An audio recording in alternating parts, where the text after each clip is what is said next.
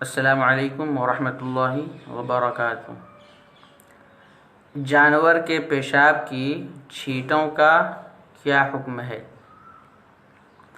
اس کا حکم یہ ہے کہ وہ جانور جن کا گوشت کھایا جاتا ہے ان کا پیشاب آدمی کے پیشاب کی طرح نہیں ہے، بلکہ وہ نجاست خفیفہ ہے۔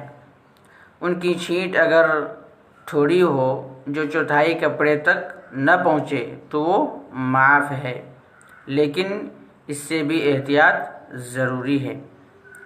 نیز اس چھینٹ سے آدمی کو غسل کرنے کی ضرورت نہیں، کیونکہ یہ موجبات غسل میں سے نہیں ہے، یعنی ان چیزوں میں سے نہیں ہے جو غسل کو واجب کرتی ہیں، بلکہ جہاں جہاں چھینٹ پڑ جائے اور ظن غالب ہو تو وہاں سے دھو دینا ہی کافی ہے۔ السلام علیکم۔